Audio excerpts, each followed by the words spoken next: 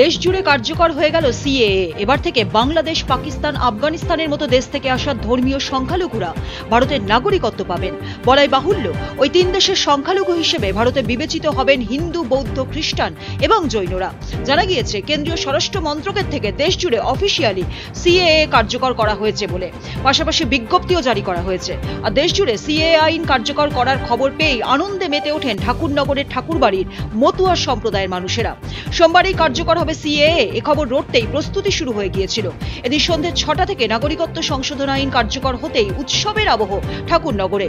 ঢাক ঢোল নিয়ে বেরিয়ে পড়েন এলাকার মানুষ, স্লোগান তোলেন। এদিনই প্রকৃত স্বাধীনতা দিবস। পুরুষ মহিলা নির্বিশেষে সবাই যোগ দেন উৎসবে। 2019 সালের 12ই জানুয়ারি নাগরিকত্ব সংশোধনী বিল পাশ হয় লোকসভা রাজ্যসভার উভয় কক্ষে। এরপরে শুরু হয় নানা টানাপোড়েন।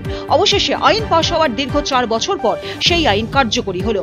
সিএএ কার্যকর হতেই কেন্দ্রীয় সরকারকে ধন্যবাদ জানিয়েছেন বিজেপির রাজ্য সভাপতি সুকান্ত মজুমদার। তিনি জানান, কেন্দ্রীয় সরকার প্রতিশ্রুতি দিয়েছিল, সেই প্রতিশ্রুতি রক্ষা করেছে। সেটা লাগু হবেই বলা হয়েছিল। মাননীয় গৃহমন্ত্রী আগেই বলেছিলেন সিএ রুলস রেগুলেশন আইন হয়ে গেছে ভারতবর্ষের সংবিধান অনুসারে, ভারতবর্ষের লোকসভা এবং রাজ্যসভা থেকে। তার রুলস রেগুলেশন শুধু হওয়া বাকি ছিল। সেই রুলস রেগুলেশন বের করে দেওয়া হল।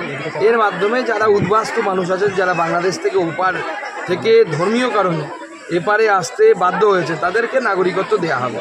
কারো নাগরিকত্ব এর ফলে যাবে না। এবং এবার প্রমাণিত হয়ে যাবে যে সে সময় মুখ্যমন্ত্রী মমতা বন্দ্যোপাধ্যায় মিথ্যে কথা বলেছিলেন, মুসলিমদেরকে মিথ্যে কথা বলে উস্কেছিলেন। প্রমাণ হয়ে যাবে। মুখ্যমন্ত্রী বলছে যে ঠিক এখন কেন, ভোটের আগে কেন, অন্য সময় করা যেত। অন্য সময় করলে উনি ডিস্টার্ব করতে, সেজন্য এখন করা হচ্ছে। এখন ডিস্টার্ব করতে পারবেন না। এখন কেন্দ্রীয় নির্বাচন কমিশন আছে। মুখ্যমন্ত্রী জানেন কেন করা হয়েছে। মুখ্যমন্ত্রী মানুষকে ভুল বোঝানোর জন্য উস্কানি দেওয়ার চেষ্টা করছে।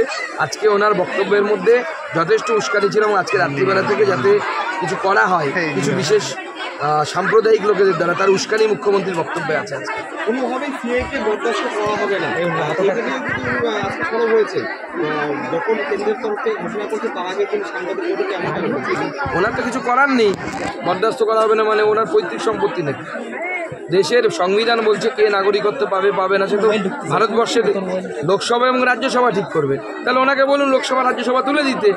উনি পশ্চিমবঙ্গ থেকে ঠিক করে, কলকাতা থেকে ঠিক করে পাঠিয়ে দিক, সেই অনুসারে গোটা দেশ চলুক। সেটা তো চলতে পারে না।